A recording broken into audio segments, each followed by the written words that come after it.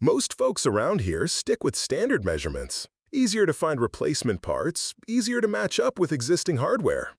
There was something in his tone that suggested he wasn't just offering helpful advice, something that implied he thought I didn't really know what I was asking for, that maybe I'd gotten confused or was working from incomplete information. Like he was gently trying to steer me toward what he assumed I actually needed rather than what I'd asked for. "I'm pretty sure I need metric," I said, keeping my voice level and polite. "The specifications I'm working with are all in millimeters." Derek let out a small chuckle. "Specifications," he repeated, like the word was somehow amusing when coming from me. "You an engineer or something?" The question wasn't entirely unfriendly, but there was something underneath it that made it clear he didn't expect the answer to be yes. Something that suggested he was asking more to establish that I wasn't than because he thought I might be. "Not exactly," I replied, which was technically true. My engineering background was more applied than theoretical, more about making things work under extreme conditions than about calculating load tolerances in controlled environments. Frank nodded like this confirmed something he'd already suspected. "Well, let's start with what you're trying to accomplish, and we can figure out the best way to get you there. What kind of project are we talking about?" I glanced down at my list again, not because I'd forgotten what was on it, but because I was trying to decide how much detail to provide. The truth was complicated, and I'd learned over the years that complicated truths often raised more questions than they answered. "I'm rebuilding some equipment," I said finally. "Older stuff, built to metric specifications.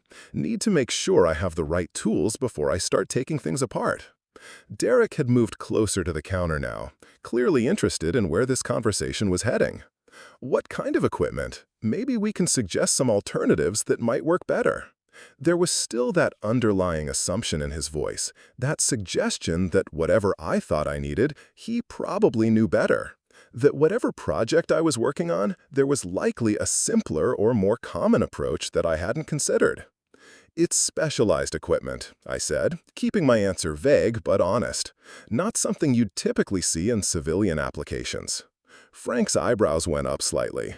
"Civilian applications?" he repeated. "That's an interesting way to put it." I realized I'd used terminology that probably sounded odd coming from someone who'd walked in asking basic questions about socket sets. Military habits die hard, and the way you categorize information becomes so automatic that you don't notice when it stands out in civilian contexts. "I just mean it's not standard consumer stuff," I clarified. "Industrial equipment, built to different standards than what you'd typically work on at home." Derek leaned against the counter, his posture casual but his attention focused. "Industrial equipment that needs metric tools," he mused. "That's pretty specific. Most of the industrial stuff around here is American-made, runs on standard measurements." Frank nodded in agreement. "Derek's right. Unless you're working on something imported, or maybe some really old European machinery, standard tools would probably handle whatever you need to do." I could see where this was going. They weren't trying to be difficult, exactly, but they were clearly convinced that I didn't really understand what I was asking for, that maybe I'd gotten some incomplete information or was working from assumptions that weren't quite right. The thing was, they weren't entirely wrong to be skeptical. My request probably did sound unusual, coming from someone who looked like a suburban mom running weekend errands. But their assumption that I didn't know what I needed was starting to wear thin. "I appreciate the advice," I said, maintaining the same polite tone I'd been using, "but I'm pretty confident about the specifications. Do you have metric socket sets or not?" Something in my voice must have suggested that the conversation was starting to move in a direction I wasn't entirely comfortable with, because Frank's expression became more carefully neutral. "Sure, we've got them," he said. "Aisle 7, about halfway down on the right. Socket sets are organized by type and measurement system. Metric stuff is clearly marked." Derek pushed off from the counter with a slight shake of his head, like he was dealing with a customer who was determined to make things harder than they needed to be. "While you're looking, might want to grab some standard sets too," he suggested, "just in case you run into compatibility issues." I thanked them and headed toward aisle 7, leaving them to resume whatever conversation my arrival had interrupted. Behind me, I could hear the low murmur of voices, not quite loud enough to make out specific words, but with the tone of people discussing something they found mildly amusing or perplexing.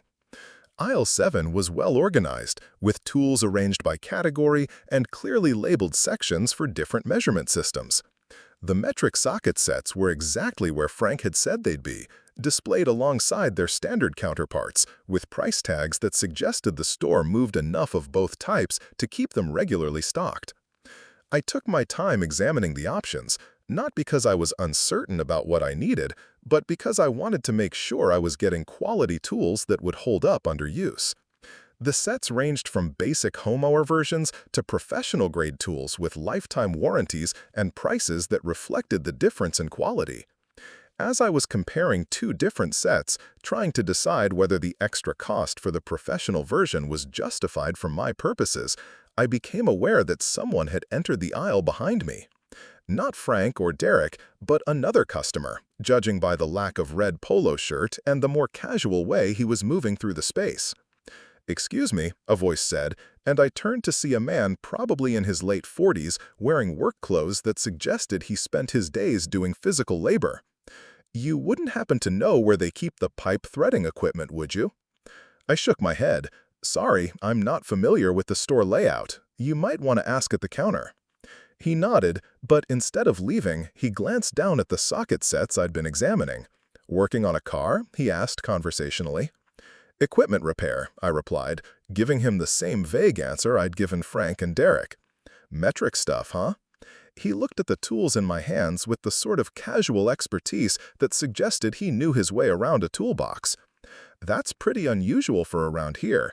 Most of the shops I work with stick to standard measurements." I was starting to get the impression that metric tools were either rarely used in Cedar Falls or at least rarely used by the sort of people who shopped at Murphy's Hardware. Which made sense, given the predominantly American industrial base in the area, but it was also making my simple tool purchase into more of a conversation starter than I'd anticipated. "It's what I need for this particular job," I said, hoping to keep the interaction brief and friendly without getting into details I'd rather not discuss. He seemed to accept this, nodding with the sort of understanding that comes from years of working on projects that require specific tools for specific applications. "Well, good luck with it," he said, and continued down the aisle toward whatever he'd actually come looking for. I selected the professional-grade socket set, figuring that the extra durability would be worth the additional cost, and moved on to find the Phillips head screwdrivers. Those were easier to locate and required less decision-making, since the quality differences were more obvious and the price range was narrower. The box wrenches took a little more searching, but I eventually found them in a section devoted to combination tools and specialty wrenches. Again, I found myself choosing between basic and professional-grade options, and again, I decided that quality was worth the extra expense. By the time I made it back to the counter, Frank and Derek had been joined by a third employee, a woman probably in her mid-20s with short brown hair and the confident demeanor of someone who'd proven herself capable in a male-dominated environment. Her name tag read Sarah, and she looked up from the inventory sheet she'd been reviewing when I approached. "Find everything you needed?" Frank asked, his tones still polite, but with an undercurrent that suggested he was curious about whether I'd taken his advice about getting standard tools as backup. I placed my selections on the counter, the metric socket set, the Phillips head screwdrivers, and two box wrenches that should handle the range of applications I was likely to encounter. "I think this should cover it," I said.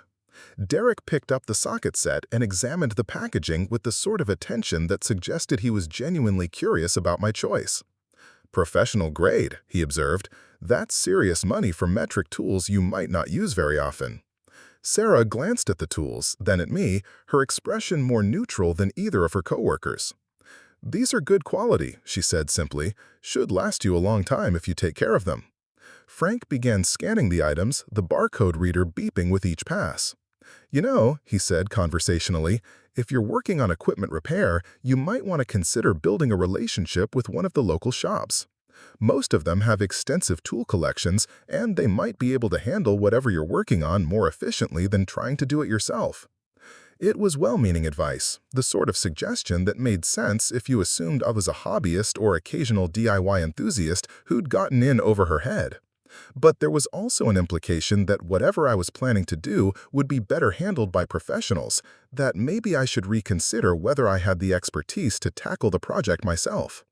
"I appreciate the suggestion," I replied, "but I prefer to handle this kind of work myself when possible." Derek had moved to bag the tools, but he paused in his work to look at me with renewed interest. "You do a lot of equipment repair?" he asked.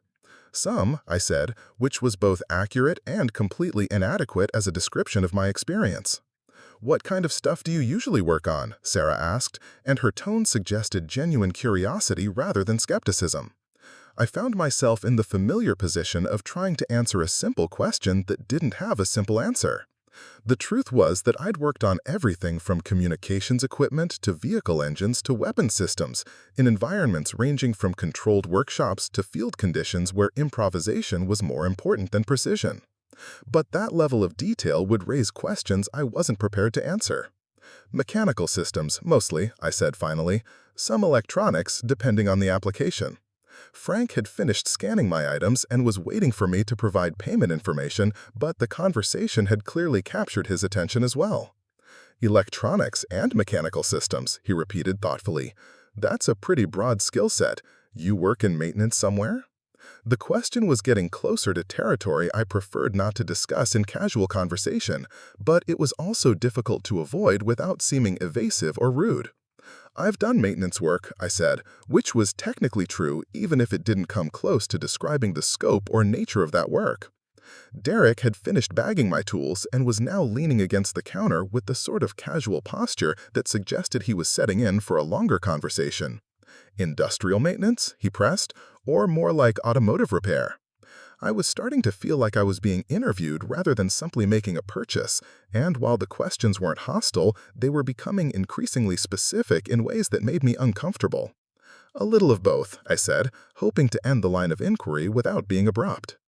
Preparing and narrating this story took us a lot of time, so if you are enjoying it, subscribe to our channel. It means a lot to us.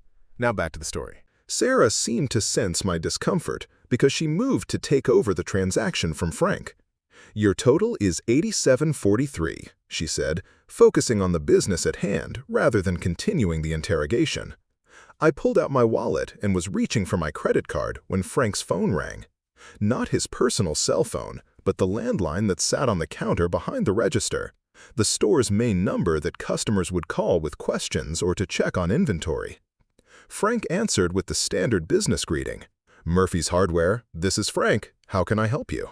What followed was clearly not a standard customer inquiry. Frank's posture changed immediately, straightening to attention in a way that suggested the caller commanded a certain level of respect. His voice became more formal, more careful, like he was speaking to someone whose opinion mattered more than the average customer's. "Yes, sir," he said, his eyes moving to scan the store. "Let me check on that for you." There was a pause while the caller apparently provided additional information, and I watched Frank's expression shift from professional attention to something approaching surprise.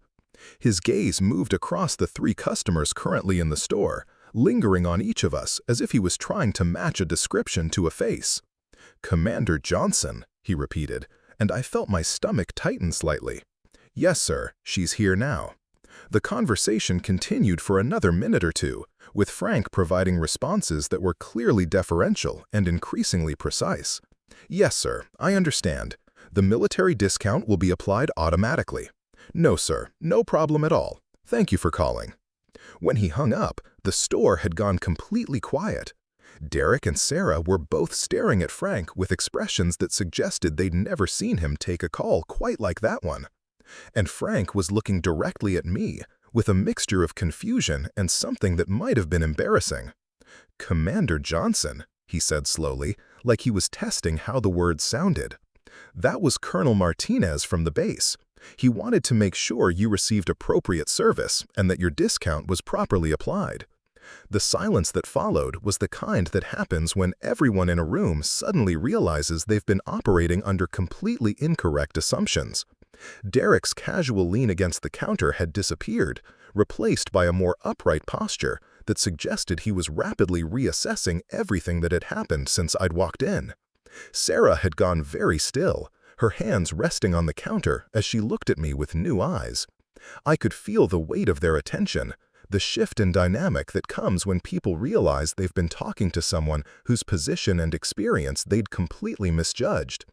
It was a familiar feeling, one I'd experienced countless times in various contexts, but it never became entirely comfortable. "The military discount wasn't necessary," I said quietly. "I'm happy to pay full price." Frank shook his head quickly, his earlier casual demeanor replaced by something approaching deference. "No, ma'am, the colonel was very clear. Your discount applies to everything, and there's no charge for any additional services you might need."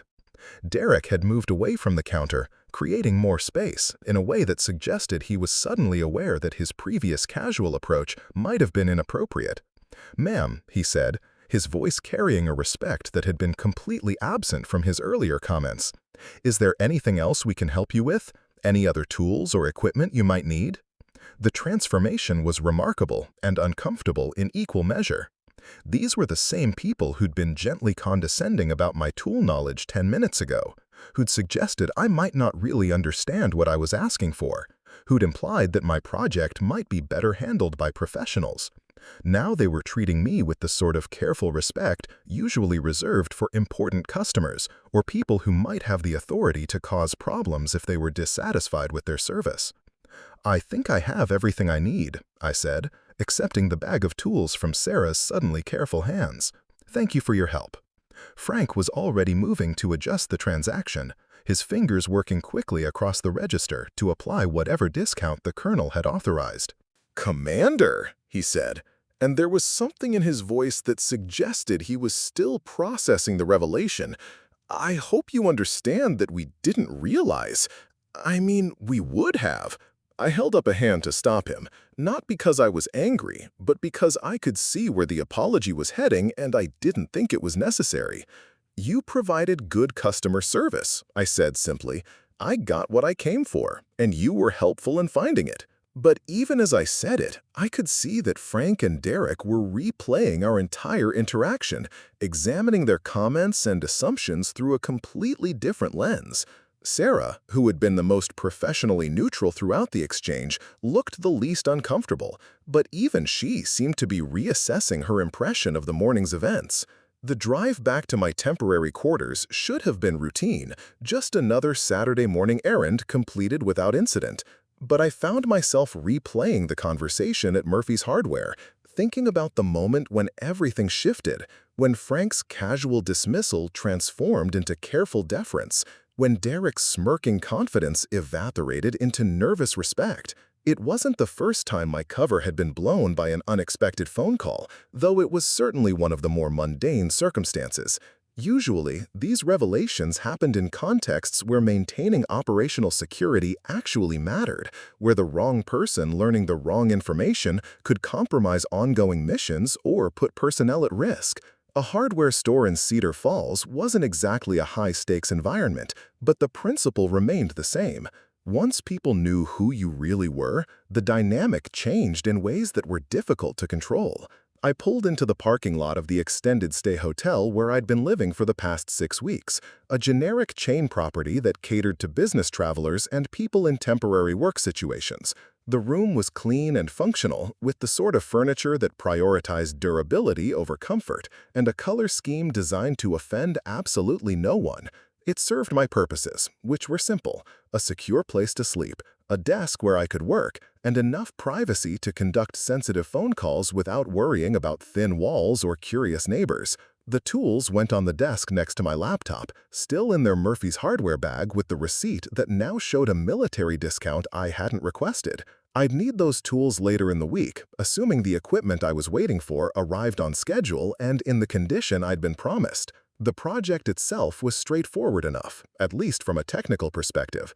refurbishing communication gear that had been mothballed for years, bringing it back to operational status for specialized applications that required reliability over cutting-edge performance. The work wasn't glamorous, and it wasn't a kind of assignment that typically fell to someone with my rank and experience, but it was necessary, and it required someone with both the technical expertise to handle the equipment and the security clearance to understand why it was being refurbished in the first place. Sometimes, the most important missions were the ones that looked like routine maintenance from the outside. My phone buzzed with an incoming text message, and I glanced at the screen to see a number I recognized from the base communications office.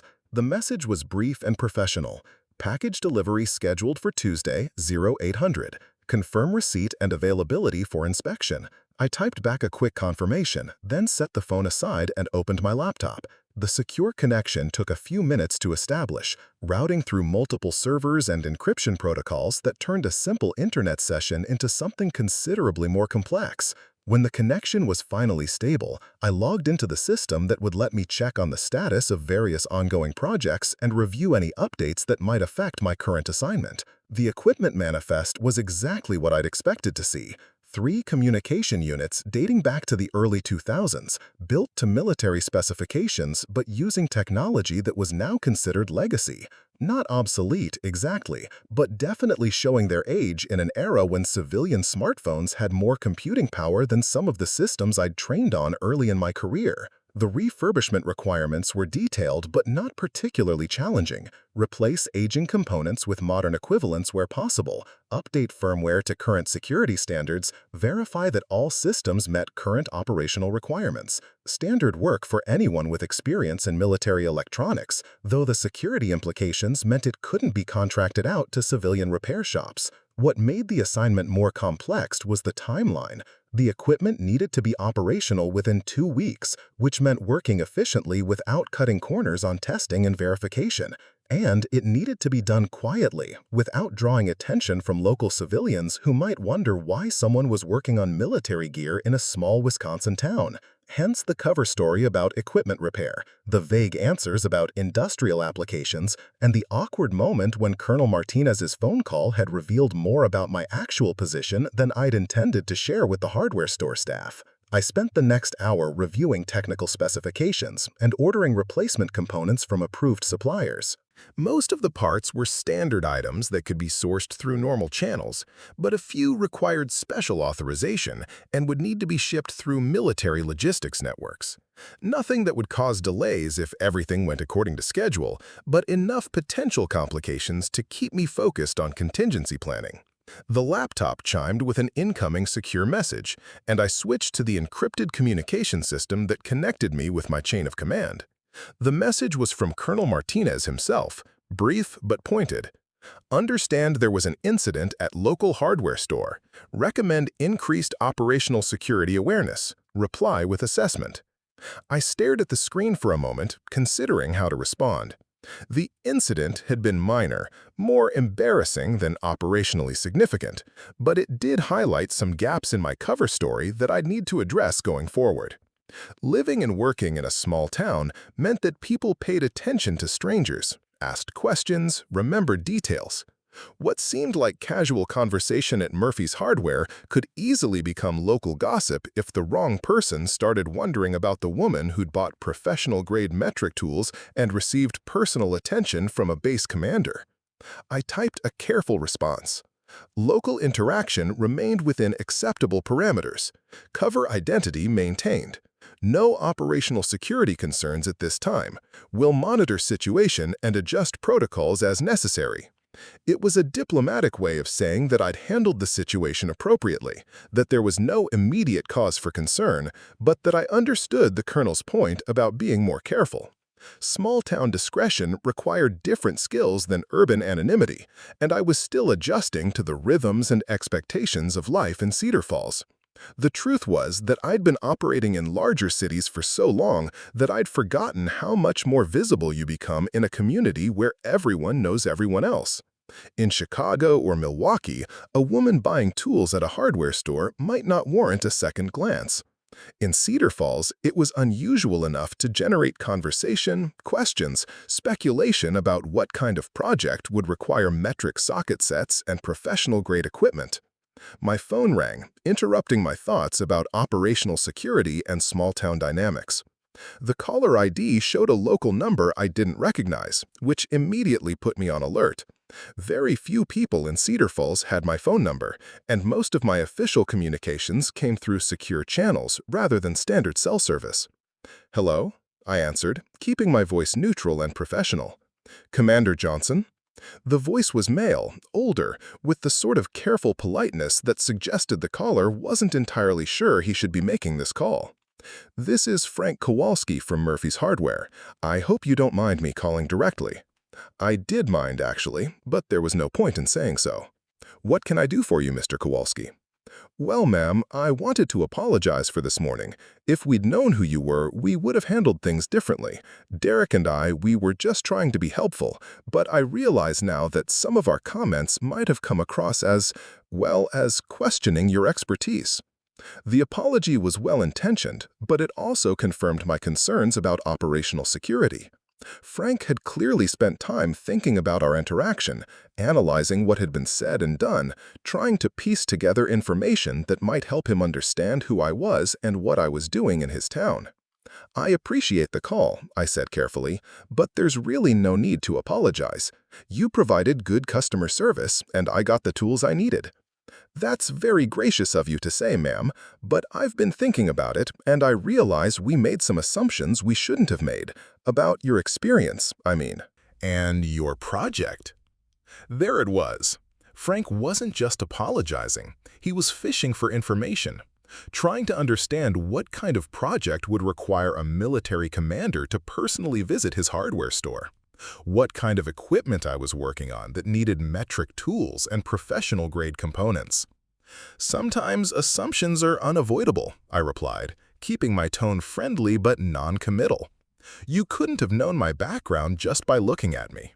"No, ma'am, that's true. But Sarah, she pointed out that you knew exactly what you were looking for. You didn't need to ask about compatibility or applications or any of the usual questions we get from customers who are working outside their normal expertise. You just needed the tools." Sarah had been paying more attention than I'd realized, and now she was sharing those observations with Frank, who was apparently sharing them with me in the hope that I might provide additional context. The conversation was moving in a direction I needed to redirect before it became a genuine security concern. "Experience teaches you to prepare thoroughly," I said. "Measure twice, cut once," as they say. Frank chuckled, but I could hear that he wasn't entirely satisfied with my evasive answer. "That's true enough. Sarah also mentioned that you seemed very comfortable with technical terminology, like you'd been working with specialized equipment for a long time." "I've had some experience with mechanical systems," I acknowledged, using the same vague phrasing I'd employed earlier. "Military experience, I'm guessing. Though I have to admit, I'm curious about what brings a commander to Cedar Falls. We don't see many high-ranking military personnel around here, except for the occasional visit to the base." And there was the real question Frank wanted to ask. Not whether I knew how to use tools, but what I was doing in his small town. What kind of mission or assignment had brought me to a place where military commanders were unusual enough to generate curiosity and phone calls from base personnel? "I'm working on a temporary project," I said, which was true but uninformative. "Nothing particularly exciting, just some specialized maintenance work that requires someone with appropriate clearances." "Maintenance work," Frank repeated thoughtfully. "That would explain the tools. Though I have to say, most maintenance work I've seen doesn't require quite that level of precision equipment." He was persistent. I had to give him credit for that. And he was asking intelligent questions, the sort that suggested he'd spent time thinking about the technical requirements of different types of work. But he was also pushing boundaries that I couldn't allow him to cross, even if his curiosity was entirely innocent. "Different types of equipment have different requirements," I said firmly. "Some maintenance work is more demanding than others." The hint was clear enough that Frank seemed to get the message. When he spoke again, his tone was more apologetic, less probing. "Of course, ma'am, I didn't mean to pry. It's just that we don't often get customers with your level of expertise. And Sarah and I were discussing how we could better serve military personnel who might need specialized tools." It was a face-saving explanation that allowed him to back away from his questions without admitting he'd been fishing for information. And it gave me an opportunity to end the conversation on a positive note without having to be blunt about the boundaries he'd been approaching. "I appreciate your interest in serving military customers," I said. "Your store has a good selection, and your staff was professional and helpful." Thank you, ma'am. And please, if there's anything else you need while you're in town, don't hesitate to ask. We want to make sure you have everything necessary for your project. After I hung up, I sat staring at my phone for several minutes, considering the implications of Frank's call. On one level, it was exactly what I'd expect from a small-town business owner who discovered he'd been talking to someone important. A mixture of embarrassment about his earlier assumptions and curiosity about what had brought me to his community. But it also highlighted how quickly information could spread in a place like Cedar Falls, how a simple phone call from Colonel Martinez could transform a routine hardware store visit into local gossip. Frank had clearly discussed our interaction with Sarah, and possibly with Derek as well. They were speculating about my project, analyzing my tool requirements, trying to piece together information that might help them understand what I was doing in their town. The secure laptop chimed again, and I switched back to the military communication system to find another message from Colonel Martinez. "Local hardware store owner may require additional guidance regarding operational security protocols. Recommend direct communication to establish appropriate boundaries." I wasn't surprised that the colonel had heard about Frank's phone call, either through monitoring systems or through Frank himself reaching out to the base for additional information. What did surprise me was his suggestion that I handle the situation directly rather than through official channels. It suggested he trusted my judgment about how to manage local civilian curiosity without creating unnecessary complications. I spent the rest of the afternoon reviewing the technical documentation for the equipment I'd be refurbishing, making notes about potential challenges and identifying components that might require special attention. The work itself was straightforward, but the timeline was tight, and I couldn't afford delays caused by missing parts or unexpected technical issues. The units I'd be working on were communication systems designed for field deployment, built to operate reliably in harsh conditions, but also complex enough to require significant expertise for maintenance and repair. They represented an older generation of military technology, robust and proven, but lacking some of the advanced features of current equipment. Refurbishing them would involve a careful balance between preserving their original capabilities and updating them to meet current standards. Some components could be replaced with modern equivalents that offered better performance or reliability. Others were so integrated into the system architecture that any changes would require extensive testing to ensure compatibility. The secure implications added another layer of complexity. These weren't training systems or obsolete equipment being prepared for disposal. They were operational units being restored for specific missions that required both their unique capabilities and absolute reliability. Any modifications I made would need to be documented and approved through appropriate channels, with testing protocols that verified both functionality and security compliance. As the afternoon wore on, I found myself thinking about the morning's interaction at Murphy's Hardware and Frank's subsequent phone call. In larger cities, I'd learned to blend into the background, to be anonymous and unremarkable, to complete my missions without generating the sort of attention that led to curious questions or speculative conversations. Cedar Falls required different skills. Here, anonymity was impossible, but discretion was still essential. I needed to be friendly enough to avoid standing out as antisocial or suspicious, but professional enough to maintain boundaries around sensitive information. I needed to participate in the community rhythms without revealing details that could compromise operational security.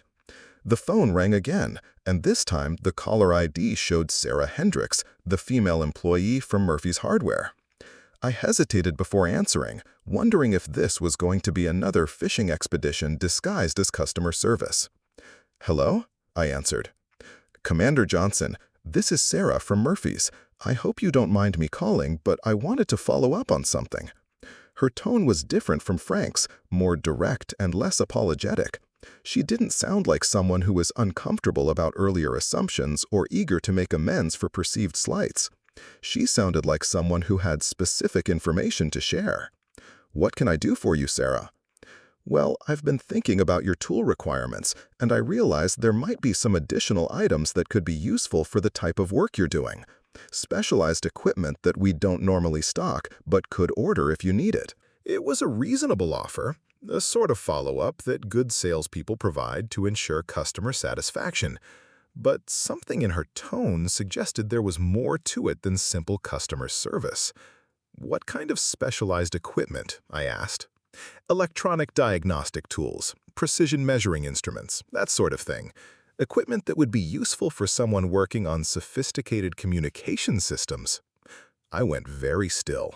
Sarah had just demonstrated knowledge that went far beyond what our morning conversation should have provided.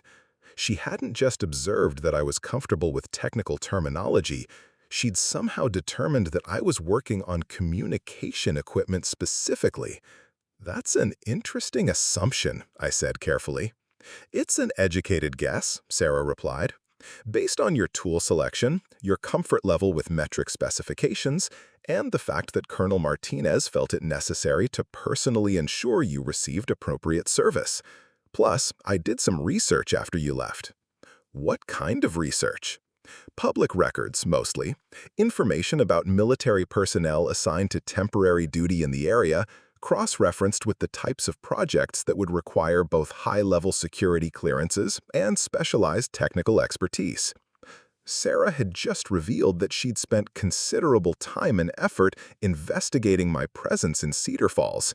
This was no longer a curious hardware store employee asking innocent questions. This was someone with research skills and possibly intelligence training conducting a systematic investigation of my cover identity. The silence on the phone stretched long enough that I could hear Sarah breathing on the other end, could hear the faint background noise of what sounded like traffic rather than the interior of Murphy's hardware. She wasn't calling from the store, which meant this conversation was happening outside of Frank's awareness, away from the casual oversight of coworkers who might overhear something they shouldn't. "Sarah," I said finally, keeping my voice level despite the alarm bells going off in my head, "that's a very thorough approach to customer service." She laughed, and there was something in the sound that suggested she appreciated the understatement. "Customer service isn't really my primary skill set," she admitted, "though I've gotten better at it over the past 8 months. 8 months. Long enough to establish a solid cover identity, long enough to become a trusted employee, long enough to observe the rhythms and patterns of a small-town hardware store without raising suspicions about why someone with her apparent research capabilities was working retail in Cedar Falls, Wisconsin." "What is your primary skill set?" I asked, though I was beginning to suspect I already knew the answer. "Information analysis, mostly, pattern recognition, threat assessment, operational security evaluation. The sort of work that requires attention to detail and the ability to see connections that other people might miss. Intelligence work." Sarah was describing intelligence work with the casual precision of someone who'd spent years developing those particular skills, which meant I was no longer dealing with a curious hardware store employee who'd gotten carried away with internet research. I was dealing with a professional who'd identified me as someone worth investigating and had the training to conduct that investigation effectively. "That's an interesting background for someone selling tools in a small-town hardware store," I observed. "Cover identities require believable employment," Sarah replied. "And hardware stores are excellent observation posts for monitoring local activity. People come in, they talk about their projects, they reveal information about what they're working on and why they need specific tools. After a while, you develop a pretty comprehensive understanding of what's normal for the area and what stands out as unusual." Like a military commander buying metric socket sets and professional-grade equipment for an unspecified project. Like someone whose tool requirements suggested experience with sophisticated technical work, but whose cover story was deliberately vague about the nature of that work. "How long have you been watching me?" I asked. "Since your second day in town," Sarah said. "You registered at the extended stay hotel using a credit card that traced back to a federal government account. You've been receiving packages through a mail forwarding service that specializes in clients who need enhanced privacy protection. Your daily routine suggests someone who's working on a project that requires irregular hours and secure communications."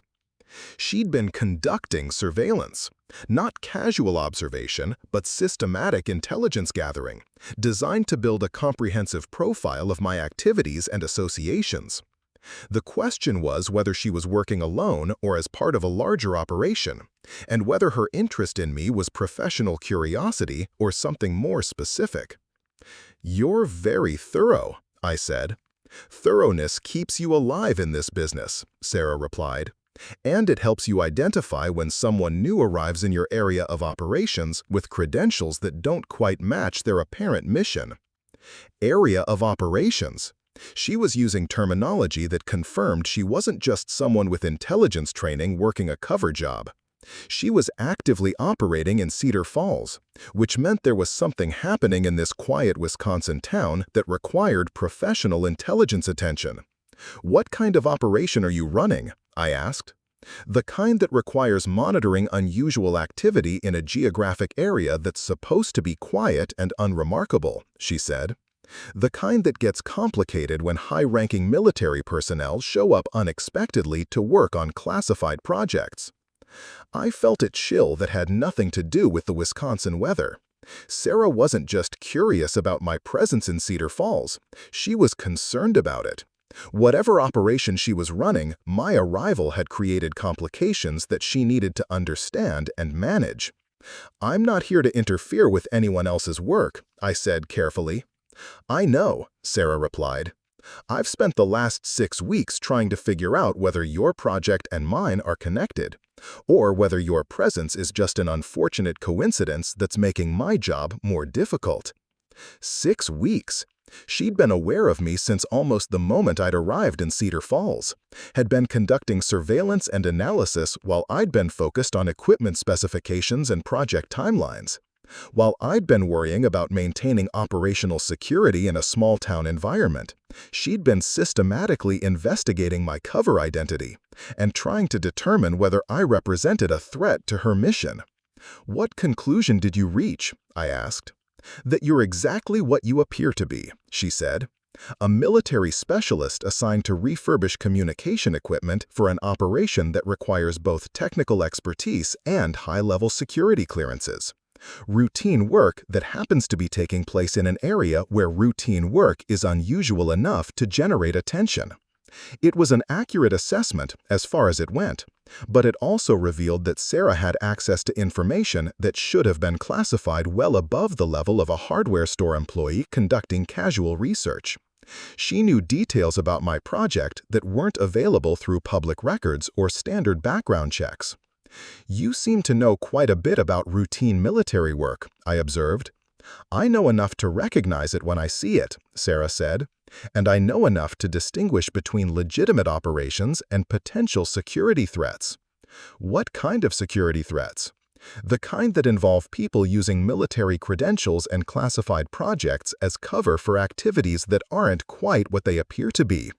The kind that requires someone with appropriate training to monitor and evaluate."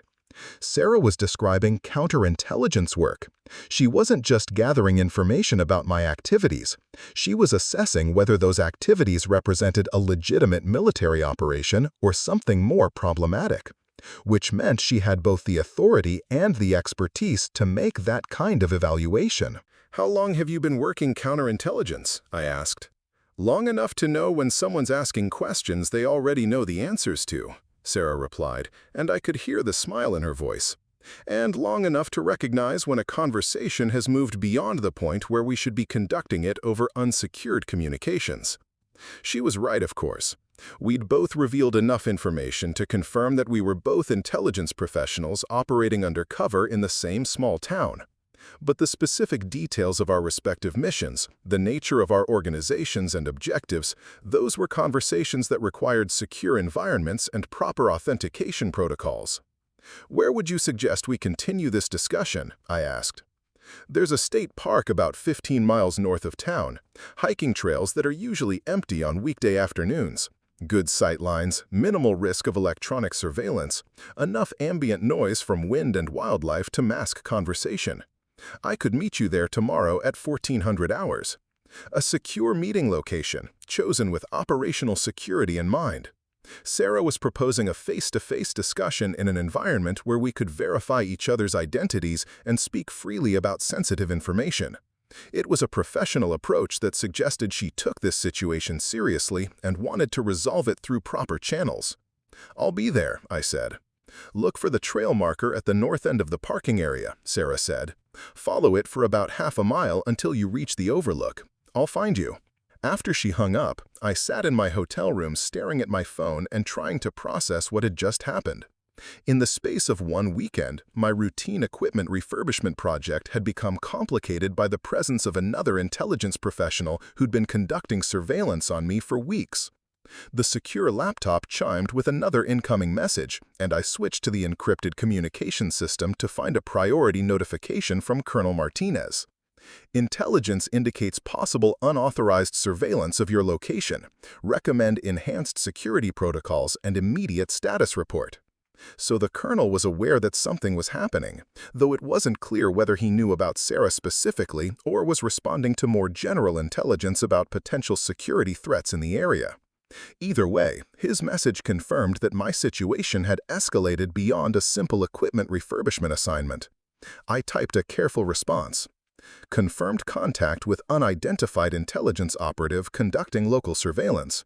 Scheduled secure meeting tomorrow to assess situation and determine appropriate coordination. Will report findings through secure channels." The reply came back within minutes. "Authorization granted for direct contact and information sharing as necessary to resolve operational conflicts. Exercise appropriate caution and maintain communication security." Colonel Martinez was giving me significant latitude to handle the situation as I saw fit, which suggested he trusted my judgment but also recognized that the circumstances were too complex for micromanagement from a remote location. I was authorized to meet with Sarah, to share information as necessary, and to work out whatever coordination might be required to ensure our respective missions didn't interfere with each other.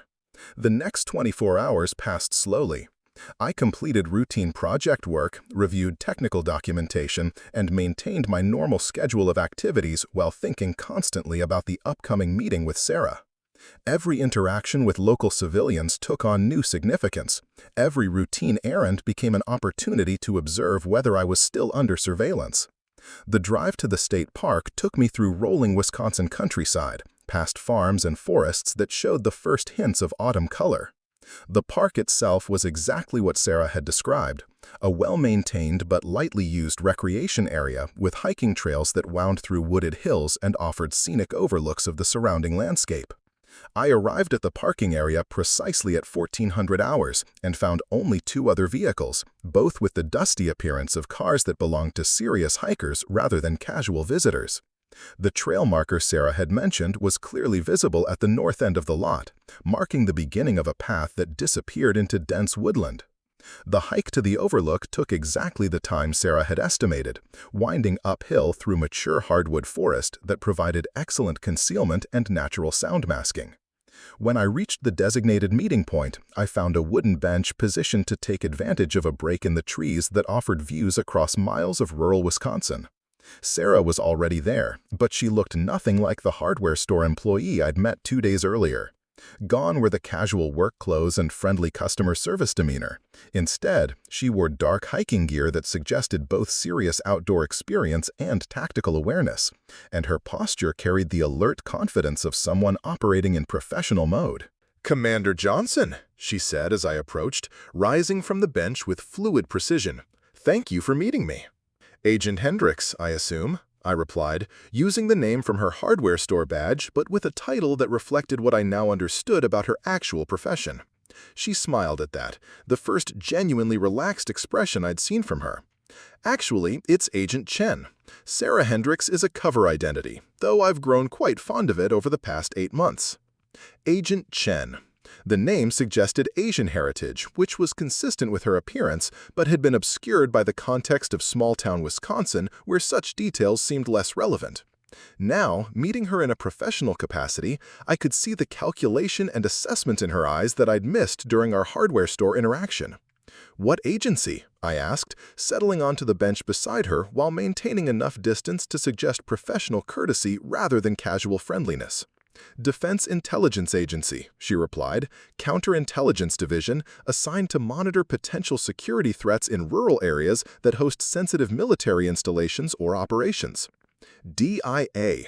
That explained her access to information about my project, her ability to conduct sophisticated surveillance, and her authority to evaluate whether my presence represented a legitimate military operation or something more problematic.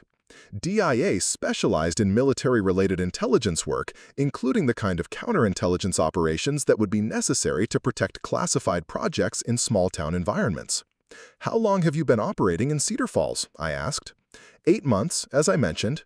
There have been indications of possible intelligence-gathering activities in this region focused on the airbase and associated military contractors.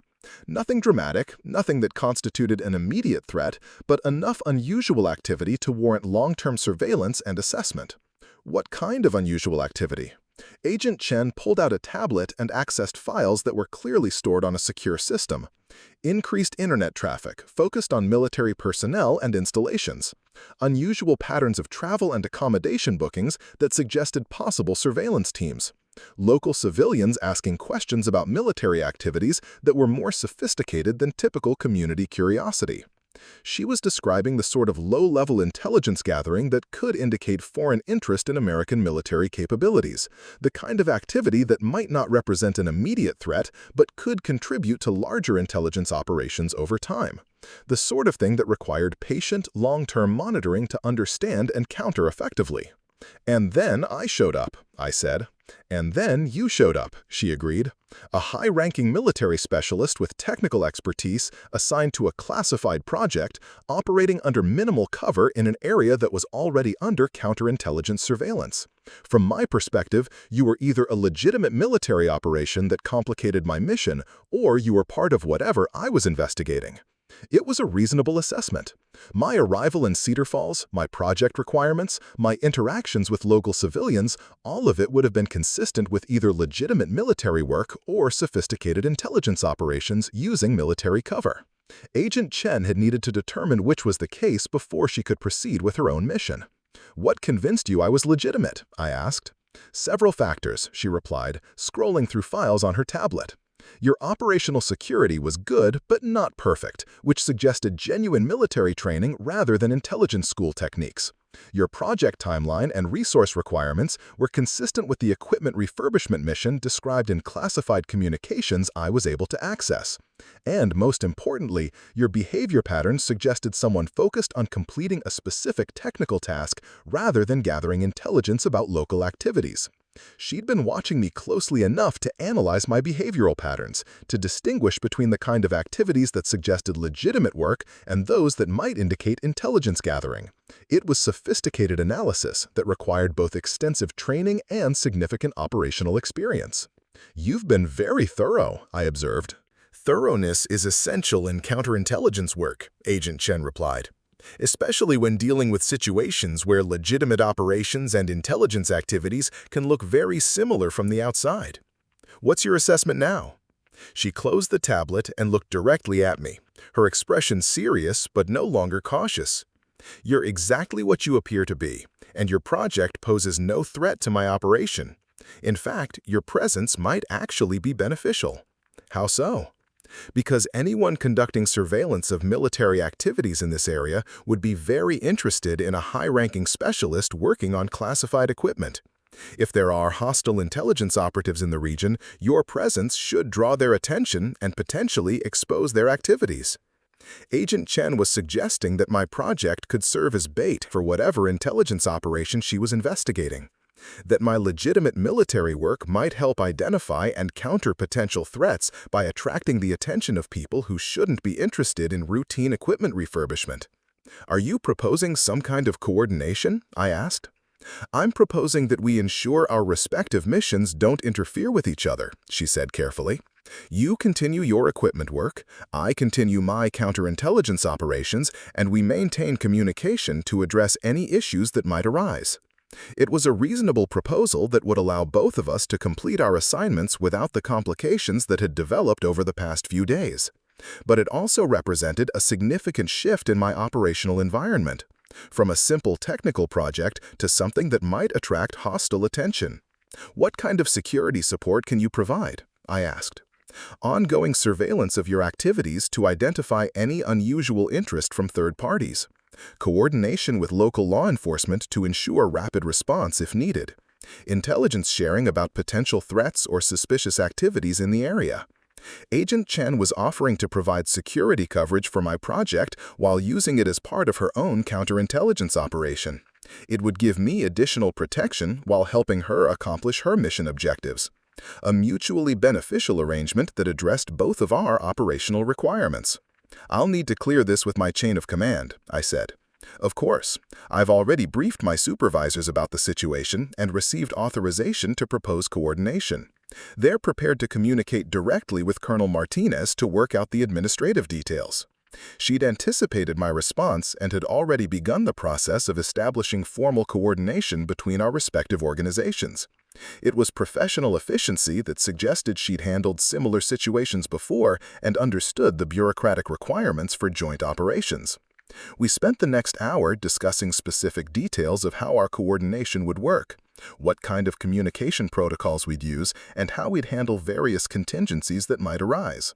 By the time we finished, I had a clear understanding of Agent Chen's mission and a comfortable sense that working with her would enhance rather than complicate my own project. The hike back to the parking area was companionable, with conversation that mixed professional assessment of our coordination plan with the sort of casual discussion that develops between people who've discovered they share similar backgrounds and experiences. Agent Chen had served in military intelligence before joining DIA, had worked in several overseas assignments, and had developed the same appreciation for small-town operations that came from years of urban deployments. When we reached our vehicles, she handed me a business card that looked exactly like something a hardware store employee might carry, but with contact information that would connect to secure communication systems rather than Murphy's landline. "I'll continue working at the store for now," she said. "It's excellent cover, and Frank and Derek have accepted me as part of the team. Plus, I've grown quite fond of helping people find the right tools for their projects." "Even when those people don't initially seem to know what they're doing?" I asked. Agent Chen laughed. "Especially then. It's remarkable how much you can learn about someone by watching them work through a problem they're not entirely prepared for." I thought about that comment during the drive back to Cedar Falls, about the assumptions and misunderstandings that had characterized my interaction with the Murphy's hardware staff, about the layers of deception and misdirection that defined both of our professional lives. Agent Chen had spent months observing the community, learning its rhythms and relationships, positioning herself to identify threats that might not become apparent for months or years. My phone buzzed with a text message from Colonel Martinez. "DI coordination approved. Proceed with project as planned. Additional security protocols authorized as necessary." So the bureaucratic wheels had already begun turning, the administrative machinery that would formalize our coordination and ensure that both of our missions could proceed without interference. Within 24 hours, what had seemed like a potential security threat had become a professional collaboration that enhanced both of our operational capabilities. The equipment arrived on schedule Tuesday morning, delivered by a military transport team that handled the transfer with the sort of efficient professionalism that suggested they'd done this many times before. 3 communication units in protective cases, along with boxes of replacement components and updated firmware that would bring the systems up to current operational standards. The refurbishment work itself proceeded exactly as I'd planned, with the metric socket sets from Murphy's hardware proving essential for accessing components that had been manufactured to European specifications. The professional-grade tools handled the precision work required to replace delicate electronic components and calibrate systems that needed to meet exacting performance standards. Agent Chen stopped by twice during the week, ostensibly to check on whether I needed additional tools or supplies, but actually to provide intelligence updates about local activities and to coordinate security arrangements that would protect both of our operations. Her cover as a helpful hardware store employee remained intact, even as she managed sophisticated counterintelligence work behind the scenes. By Friday afternoon, all 3 communication units were fully operational and ready for deployment. The refurbishment had been completed on schedule and within specifications, with testing protocols confirming that the equipment met all current security and performance requirements. From a technical perspective, the project had been an unqualified success. From an operational security perspective, it had become something much more complex. What had started as routine equipment maintenance had evolved into a joint operation that combined technical refurbishment with counterintelligence activities, conducted undercover in a small Wisconsin town where military operations were unusual enough to attract attention from multiple sources. The final equipment pickup was scheduled for Saturday morning, with the same military transport team that had delivered the units returning to collect them for deployment to their ultimate destination. I spent Friday evening completing final documentation and preparing the systems for transport, knowing that this phase of my assignment was nearly complete. Agent Chen called that evening to provide a final intelligence update and to discuss the transition back to normal operations once the equipment pickup was complete. Her assessment was that our coordination had been successful, that no hostile intelligence activities had been detected during my time in Cedar Falls, and that my project had actually helped her better understand the baseline patterns of legitimate military activity in the region. "Will you be staying in the area?" I asked. "For now," she replied, "my cover is well established, and there's still work to be done. Frank has offered me a permanent position at the store, which would provide excellent long-term operational security." "And you're comfortable with that?" Agent Chen laughed. "I've discovered I actually enjoy retail work. There's something satisfying about helping people solve practical problems, about matching tools to applications, about being part of a community in ways that don't involve deception or surveillance." It was an interesting perspective from someone whose professional life required constant awareness of threats and deception. The idea that cover work could become genuinely rewarding, that false identities could develop into authentic relationships and experiences. The equipment pickup went smoothly Saturday morning, with military efficiency that attracted minimal attention from local civilians. By noon, the units were loaded and departing for their operational deployment, and my assignment in Cedar Falls was officially complete.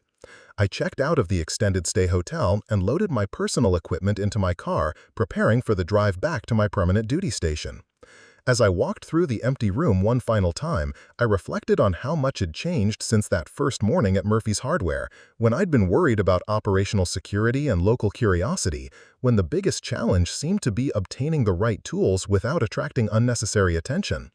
Instead, I'd discovered another intelligence professional conducting her own sophisticated operation, had established a coordination relationship that enhanced both of our missions, and had learned something valuable about the complexity of small-town operations where everyone pays attention to strangers and nothing stays secret for very long.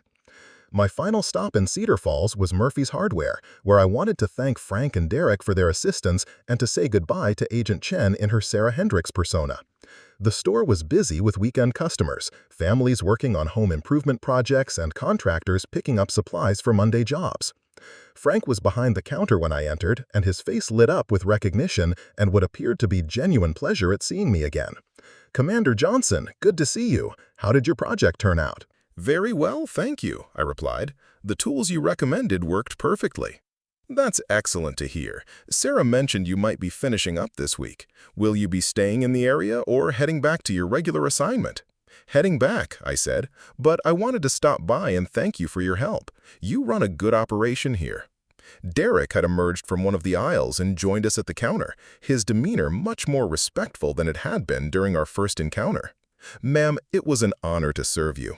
If you're ever back in the area and need anything, please don't hesitate to ask." Agent Chen appeared from the back office, carrying paperwork that suggested she'd been handling inventory management or customer orders. In her Sarah Hendricks role, she looked completely natural, just another employee managing the routine business of a small-town hardware store. "Commander," she said with professional courtesy that masked the operational relationship we'd developed over the past week. "I hope everything worked out well with your project." "Extremely well," I replied. "Thank you for all your assistance." We shook hands, a brief professional gesture that conveyed nothing to the casual observers but confirmed to both of us that our coordination had been successful and that we understood how to maintain operational security even in the final moments of our shared mission. As I drove out of Cedar Falls, I found myself thinking about assumptions and expectations, about the ways people reveal and conceal their true capabilities, about the complex relationships that develop when professionals operate undercover in environments where authenticity and deception become thoroughly intertwined. Frank and Derek had assumed I didn't know what I was talking about, had treated me with the gentle condescension reserved for customers who seemed to be in over their heads. They'd learned that their assumptions were wrong, but they'd never know just how wrong, never understand that their helpful hardware store employee was actually a sophisticated intelligence operative conducting counterintelligence operations. And I'd assumed that my biggest challenge would be maintaining operational security in a small town where strangers attracted attention and curiosity. Instead, I discovered that the most dangerous person in the room was often the one who seemed most ordinary, most helpful, most completely integrated into the normal rhythms of daily life. Sometimes the person selling you tools knows exactly what you're building and why you need those specific components. Sometimes the friendly customer service representative has access to classified information and the authority to make decisions that affect national security operations. Sometimes the quiet professional handling routine work is actually the most qualified person in the room, regardless of what their job title or cover identity might suggest. The next time you find yourself making assumptions about someone based on their appearance or occupation, remember that everyone you meet is carrying stories and capabilities you can't see. The hardware store employee might be a counterintelligence agent. The customer asking basic questions might be a military commander. The person who seems to need help might actually be the one best qualified to provide it. And remember that in a world where professionals operate undercover and legitimate work often looks identical to intelligence operations, the most important skill isn't knowing all the answers. It's knowing which questions to ask and when to stop asking them, understanding when curiosity becomes a security risk, and recognizing that some people's true stories are more impressive than anything you might imagine. Because sometimes the most dangerous people are the ones who never need to prove how dangerous they are. They're too busy getting their work done to worry about what you think of their qualifications. And by the time you realize who you've been dealing with, they've already accomplished their mission and moved on to the next one. 6 months later, I found myself back in Cedar Falls on completely different business. Not another classified project, but a routine inspection of regional military installations that required visiting several bases across the upper Midwest. The assignment was straightforward, the kind of administrative work that senior officers handled to ensure compliance with various regulations and protocols. I hadn't planned to stop at Murphy's Hardware during this visit, but my rental car developed a problem with the trunk latch that left me unable to secure my luggage properly. The hotel desk clerk recommended Murphy's as the best local option for finding replacement parts or temporary solutions, so I found myself walking through that familiar door once again. The same bell announced my entrance, the same mix of sawdust and motor oil filled the air, and the same pegboard of tools created shadows behind the counter. But the faces behind that counter had changed. Frank was still there, but Derek was nowhere to be seen, and Sarah's position had been taken by a young man who looked barely old enough to drive, much less provide hardware expertise to experienced customers. Frank looked up from a parts catalog and smiled with genuine recognition. "Commander Johnson, what brings you back to our little corner of Wisconsin?" "Car trouble, actually," I replied, explaining the trunk latch situation and hoping they might have something that could serve as a temporary fix until I could reach a proper automotive shop. "Let me take a look," Frank said, grabbing a small toolbox from behind the counter. Tommy, watch the store while I help the commander with her car. The parking lot consultation revealed that the latch mechanism had simply worked loose from its mounting points, a problem that could be solved with slightly longer screws and some thread locking compound. Frank had both items in stock, and within 15 minutes, we had the trunk closing securely again. "No charge," Frank said when I tried to pay for the parts in his time. "Military discount covers emergency roadside assistance." I thanked him for the help and was preparing to leave when curiosity got the better of me. "How's Sarah working out?" I asked. She seemed very knowledgeable when I was here before. Frank's expression became complicated, a mixture of pride and something that might have been lingering confusion. "Sarah was exceptional," he said carefully. "Best employee I've ever had, actually. Incredible attention to detail, amazing ability to match customers with exactly what they needed, never made a mistake on inventory or ordering." The past tense was notable. "She's not working here anymore?" "She left about 3 months ago," Frank replied. "Got offered a position with some federal agency, something in Washington that she couldn't really talk about. Said it was too good an opportunity to pass up." Agent Chen had been recalled to headquarters, probably for a new assignment that required her particular skills in counterintelligence work. Her cover as a hardware store employee had served its purpose, and whatever operation she'd been conducting in Cedar Falls had apparently reached its conclusion. "That's quite a career change," I observed, "from retail to federal work." Frank nodded slowly, and I could see him working through thoughts he'd probably been considering for months. "You know what's funny about Sarah? Looking back, there were always little things that didn't quite add up. She knew too much about certain subjects, asked questions that were more sophisticated than you'd expect, had insights about people and situations that went beyond normal customer service." He was describing the same analytical capabilities that had allowed Agent Chen to identify me as someone worth investigating, the same pattern recognition skills that made her effective at counterintelligence work. But Frank had experienced those abilities in the context of hardware retail, where they manifested as exceptional customer service rather than professional surveillance. "Some people are just naturally perceptive," I suggested. "Maybe," Frank agreed, "but Sarah was something else entirely. After you left last time, she started asking more questions about military customers, about the kinds of projects that would bring specialists to small towns, about how to better serve people with security clearances who couldn't discuss their work in detail." Agent Chen had been using her interactions with me to refine her understanding of how legitimate military operations functioned in civilian environments, gathering information that would help her distinguish between routine assignments and potential intelligence threats. Frank had observed this process without understanding its true purpose. "Did she help other military customers?" I asked. "A few," Frank said. "Nothing like your situation, but we had a couple of contractors working on base infrastructure projects, some technicians doing maintenance on communication equipment. Sarah was always the one who handled their orders, always seemed to know exactly what they needed, even when they weren't entirely sure themselves." It painted a picture of Agent Chen methodically building her knowledge base, using her cover position to gather intelligence about legitimate military activities while watching for patterns that might indicate something more suspicious. "Did she help other military customers?" I asked. "A few," Frank said.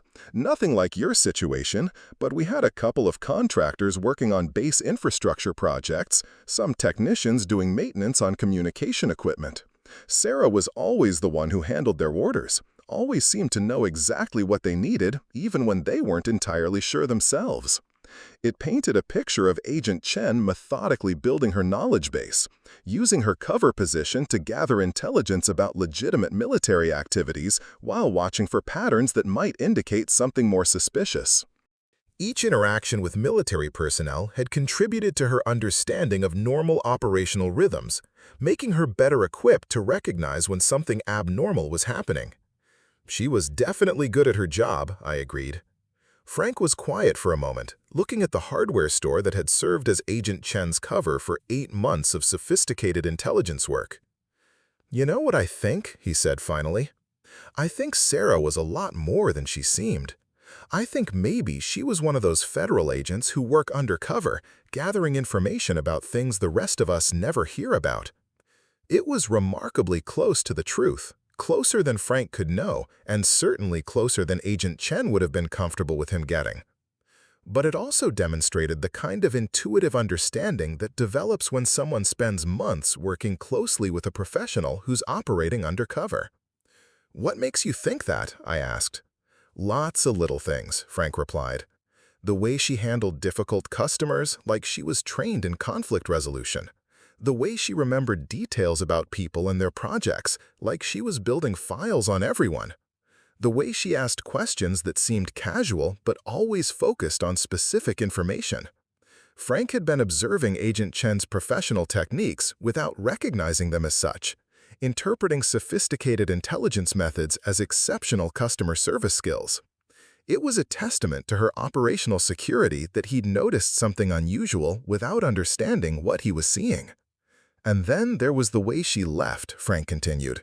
"No 2 weeks' notice, no gradual transition, just a phone call one morning saying she'd been offered a federal position and would be starting immediately. Like someone had called her back to headquarters for a new assignment." Which was almost certainly exactly what had happened. Agent Chen's counterintelligence operation in Cedar Falls had been completed, and she'd been reassigned to a new mission that required her particular skills. The abrupt departure was consistent with intelligence work, where operational requirements took precedence over civilian employment conventions. "Some opportunities can't wait," I suggested. "True enough," Frank agreed. "But I've been thinking about our conversation with you, about how we assumed you didn't know what you were talking about when you asked for those metric tools, about how wrong we were to question your expertise based on appearances." He was connecting his experience with me to his growing understanding of Agent Chen's true nature, recognizing a pattern of underestimating people who didn't match his expectations of what competence looked like. It was the kind of learning that came from having assumptions challenged repeatedly until you started questioning the assumptions themselves. "People aren't always what they appear to be," I said. "That's what I'm starting to understand," Frank replied. "Sarah looked like a small-town woman working retail to pay the bills. You looked like someone who might be in over her head with a technical project. But both of you knew exactly what you were doing, just in ways that weren't immediately obvious to someone like me."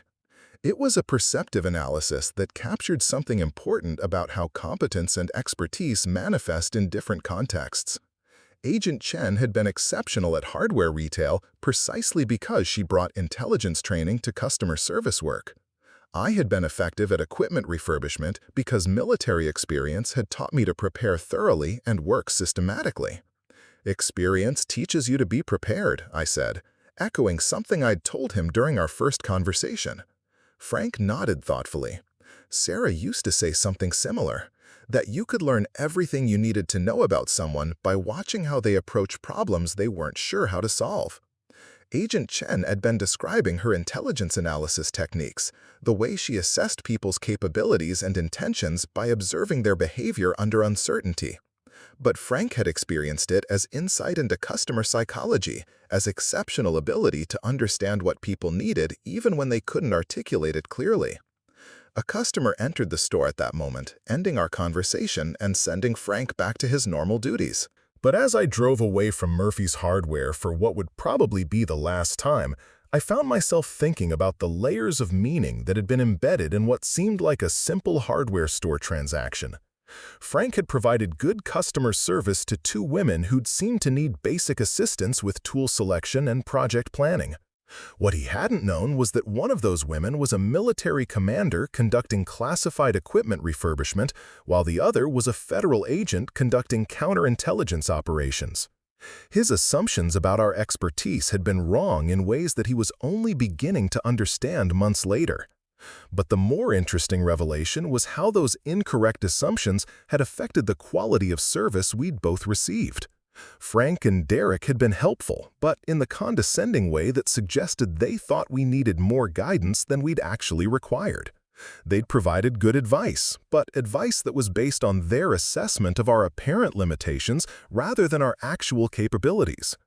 Agent Chen had navigated this dynamic by playing her cover role perfectly, accepting guidance she didn't need while gathering intelligence about local military activities. I had been less skilled at managing the interaction, allowing my frustration with their assumptions to show in ways that probably made the situation more awkward than necessary. The lesson wasn't that Frank and Derek were bad at customer service or that their assumptions had caused significant problems. The lesson was about the subtle ways that preconceptions shape interactions, how the help we offer people is influenced by what we think they're capable of handling, and how those judgments can prevent us from recognizing exceptional competence when it doesn't match our expectations. 6 months later, Frank had developed enough perspective to recognize that both Agent Chen and I had been more than we'd appeared to be. But how many other customers had he underestimated over the years? How many people with genuine expertise had he treated as beginners because they didn't look like his mental image of technical competence?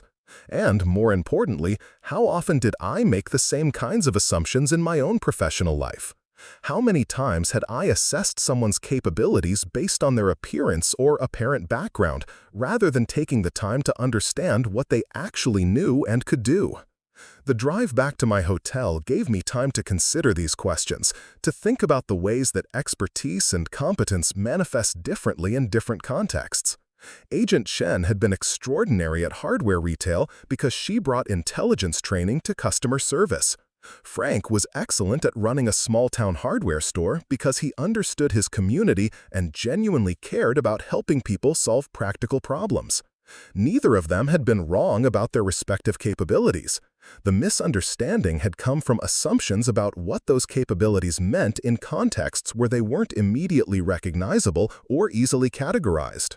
Military training teaches you to assess threats and opportunities quickly, to make rapid judgments about people and situations based on limited information. It's a valuable skill in operational environments where delay can be dangerous and hesitation can be fatal. But it can also lead to oversimplified assumptions of complex people in civilian contexts where the stakes are lower and there's time for more nuanced understanding. Agent Chen had spent 8 months in Cedar Falls learning to see past surface appearances, to understand the difference between legitimate military activities and potential security threats. Her success at counterintelligence work had depended on developing sophisticated analytical skills that could distinguish between routine operations and suspicious behavior. But she'd also learned something about the value of seemingly ordinary work, about the satisfaction that comes from helping people solve practical problems without deception or hidden agendas. Her comment about enjoying retail work hadn't been entirely about maintaining cover. There had been genuine appreciation for the straightforward nature of matching tools to applications, for relationships that didn't require constant assessment of threats and opportunities. Frank's evolution was different, but equally significant. He'd started with assumptions based on years of experience in retail hardware, where most customers needed guidance and most technical questions had straightforward answers. Meeting people who operated at levels of expertise he hadn't encountered forced him to reconsider those assumptions and develop more sophisticated ways of assessing customer capabilities. The change wasn't just about recognizing that some customers knew more than they initially appeared to know. It was about understanding that competence manifests differently in different contexts, that expertise developed in one field can be applied effectively in others, and that the most capable people are often the ones who ask specific questions rather than general ones. 3 weeks after my return visit to Cedar Falls, I received a secure email from Agent Chen. She was working in Washington now, assigned to a counterintelligence operation that involved monitoring foreign interest in American technology companies.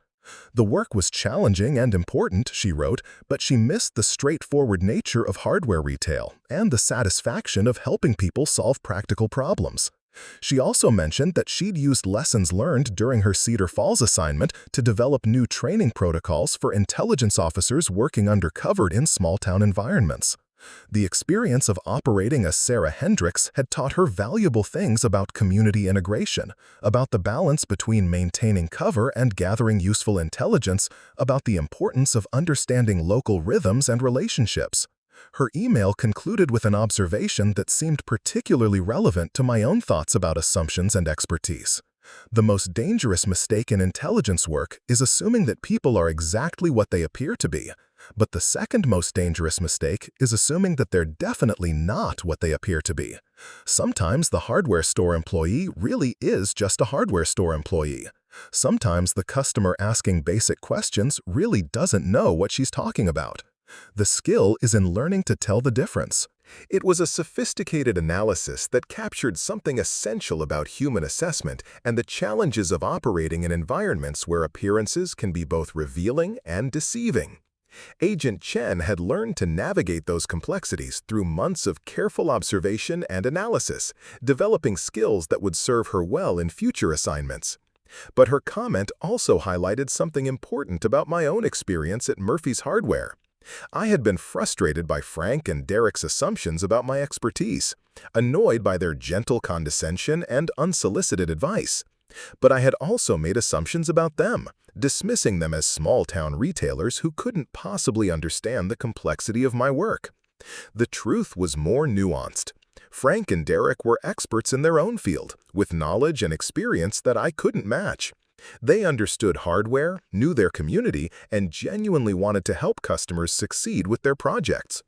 Their assumptions about my expertise had been wrong, but their offer of assistance had been genuine and well-intentioned. My assumption that they couldn't provide useful advice had been as flawed as their assumption that I needed basic guidance. They had tools and knowledge that were genuinely useful for my project, even if they didn't understand the full context of what I was trying to accomplish. The lesson wasn't that all assumptions are wrong or that expertise is meaningless. The lesson was about the importance of remaining open to learning from unexpected sources, about recognizing that competence takes many forms, and about understanding that the most valuable interactions often happen when people with different types of expertise find ways to collaborate rather than competing to prove who knows more.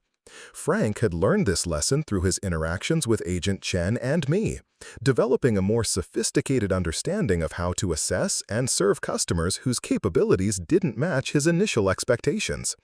Agent Chen had learned it through months of balancing cover work with intelligence gathering, discovering that seemingly ordinary jobs could provide both professional satisfaction and operational advantages.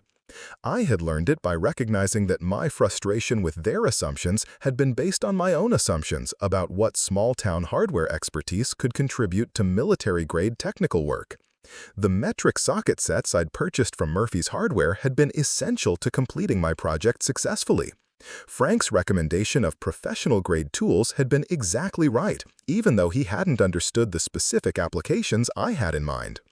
6 months after that final visit to Cedar Falls, I still thought regularly about the lessons embedded in what had seemed like a routine tool purchase, about the ways that competence and expertise can be both revealed and concealed by context and expectations, about the importance of remaining curious about people whose capabilities aren't immediately obvious, about the value of asking good questions and listening carefully to the answers. But most importantly, about the recognition that everyone you meet is carrying knowledge, experience, and capabilities that might not be visible on the surface. The quiet person sorting inventory might be a federal agent conducting sophisticated intelligence operations. The customer asking basic questions might be a military commander with decades of technical experience. The helpful employee providing customer service might understand your needs better than you understand them yourself. The next time you find yourself in a situation where someone's expertise or capabilities aren't immediately obvious, remember that appearances can be both revealing and deceiving. Take the time to ask good questions, listen carefully to the answers, and remain open to learning from unexpected sources. You might discover that the person you thought needed help is actually the one best qualified to provide it. And remember that competence isn't always loud or obvious. Sometimes the most capable people are the ones who ask specific questions, prepare thoroughly, and work systematically toward their objectives without needing to prove anything to anyone else. They know what they're doing, even when it doesn't look like what you expected expertise to look like. Because in the end, the most impressive people are often the ones who never feel the need to impress anyone. They're too busy getting their work done to worry about managing perceptions or correcting assumptions. And by the time you realize how capable they actually are, they've already accomplished what they came to do and moved on to the next challenge. Up next, you've got two more standout stories right on your screen. If this one hit the mark, you won't want to pass these up. Just click and check them out. They laughed when I asked where they kept the metric socket sets, snickered when I wondered about the difference between their Phillips head screwdrivers, and rolled their eyes when I couldn't tell a box wrench from a combination wrench just by looking.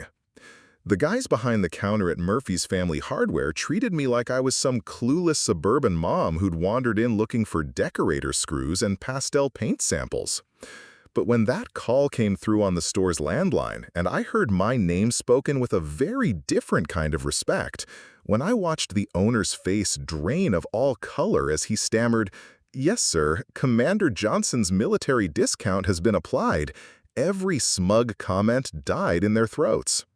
Because sometimes the person who seems to know the least is actually the one who knows exactly what she's doing. Before we jump back in, tell us where you're tuning in from, and if this story touches you, make sure you're subscribed, because tomorrow I've saved something extra special for you. I never intended to spend my Saturday morning at Murphy's Family Hardware in Cedar Falls, Wisconsin. The place had that small-town charm that city planners try to recreate in suburban shopping centers but never quite manage to capture. Red brick facade, hand-painted wooden sign that looked like it had weathered 30 Wisconsin winters, and the kind of cluttered window display that suggested the owners cared more about having what you needed than making it look pretty. The bell above the door announced my entrance with a cheerful jingle that seemed to echo longer than it should have in the morning quiet. Inside, the store smelled like motor oil, sawdust, and that particular metallic scent that comes from thousands of tools stored in close quarters. Fluorescent lights hummed overhead, casting everything in that particular harsh brightness that makes every imperfection visible and somehow more honest. I was dressed for comfort rather than impression.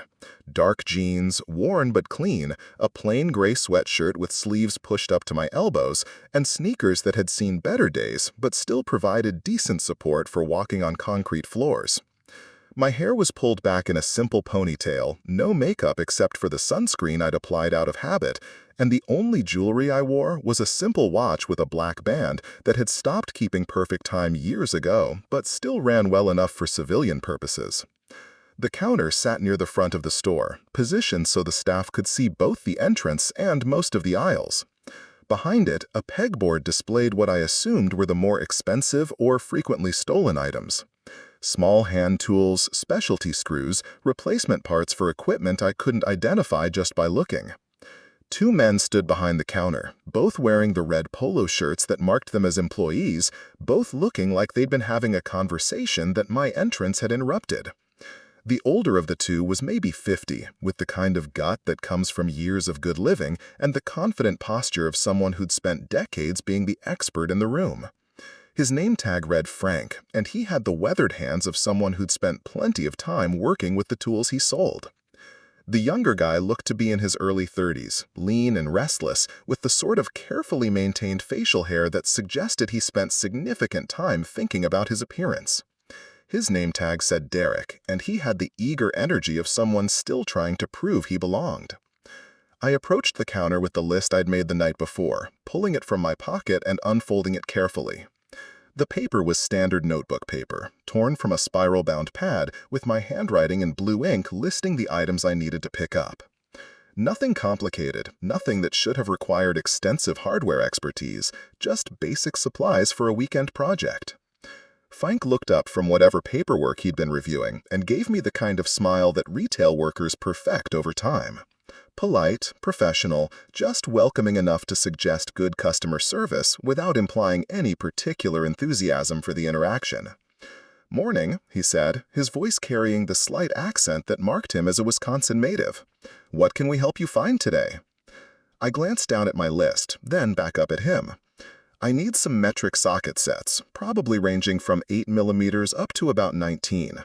Also looking for a set of Phillips head screwdrivers, various sizes, and maybe a couple of box wrenches, if you carry them." The request was straightforward enough, but something in Frank's expression shifted slightly. Not unfriendly exactly, but there was a subtle change in the way he was looking at me, like he was recalibrating his assessment of what kind of customer I was going to be.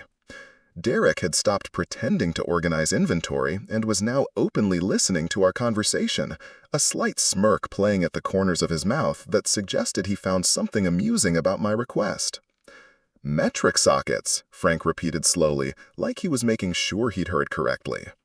"You working on a foreign car, maybe? Import motorcycle?" I shook my head. "No, just need them for a project I'm working on. Do you carry them, or should I try somewhere else?" Frank exchanged a quick glance with Derek, and that smirk became a little more pronounced. "Oh, we carry them," Frank said. "Question is whether you really need metric or if standard would work better for whatever you're doing."